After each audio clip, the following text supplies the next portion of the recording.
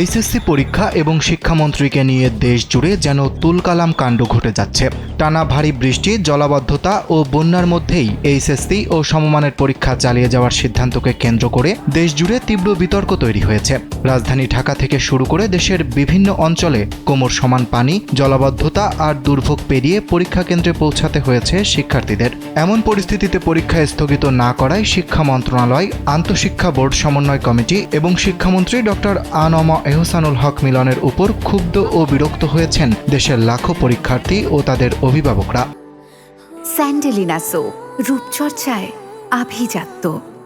ইতোমধ্যে শিক্ষামন্ত্রীর পদত্যাগের দাবিতে উত্তাল রাজধানী। সোমবার এইচএসসি ও চলমান পরীক্ষার ষষ্ঠ দিনে দেশের 10টি শিক্ষা বোর্ডে মোট 19,592 জন পরীক্ষার্থী অনুপস্থিত ছিলেন। এর মধ্যে সবচেয়ে বেশি 3,344 জন অনুপস্থিত ছিলেন ঢাকা শিক্ষা বোর্ডে। অন্যদিকে বন্যা পরিস্থিতির কারণে চট্টগ্রাম শিক্ষা বোর্ডের অধীন 5 জেলার পরীক্ষা 16 জুলাই পর্যন্ত স্থগিত থাকলেও দেশের বাকি 8টি সাধারণ শিক্ষা বোর্ড, মাদ্রাসা ও কারিগরি শিক্ষা বোর্ডে নির্ধারিত সূচি অনুযায়ী পরীক্ষা অনুষ্ঠিত হয়।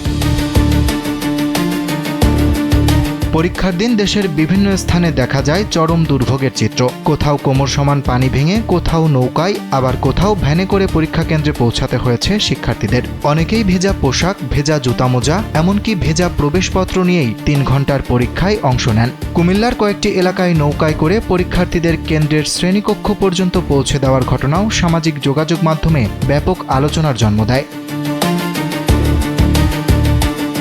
এদিকে দুর্যোগপূর্ণ আবহাওয়ার মধ্যেও পরীক্ষা চালিয়ে যাওয়ার সিদ্ধান্তের প্রতিবাদে একদল পরীক্ষার্থী শিক্ষার্থী ঐক্য নামে একটি প্ল্যাটফর্ম গড়ে তুলে আন্দোলনের ঘোষণা দিয়েছে। একই সঙ্গে শিক্ষামন্ত্রীকে নিয়ে সামাজিক যোগাযোগ মাধ্যমে প্রতিবাদ, ট্রল ও সমালোচনার ঝড় উঠেছে।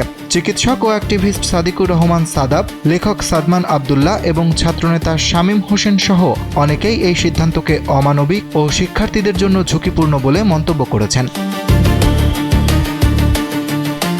পাবলিক পরীক্ষায় শিক্ষার্থীদের এমন পরিস্থিতির জন্য ক্ষোভ প্রকাশ করেন অনেক শিক্ষাবিদও। তারা বলছেন, এমন পরিস্থিতিতে পরীক্ষা নেওয়া হলে সব পরীক্ষার্থীর জন্য সমান পরিবেশ নিশ্চিত করা যায় না। বৈরী আবহাওয়ার পূর্বাভাস বিবেচনায় নিয়ে আগেই পরীক্ষার সূচি পুনর্নির্ধারণ করা উচিত ছিল। একই প্রশ্নপত্রে দেশের কোথাও পরীক্ষা হচ্ছে, আবার কোথাও স্থগিত থাকছে। এতে মূল্যায়নের ক্ষেত্রে নানান প্রশ্ন তৈরি হতে পারে বলেও মনে করছেন শিক্ষাবিদেরা।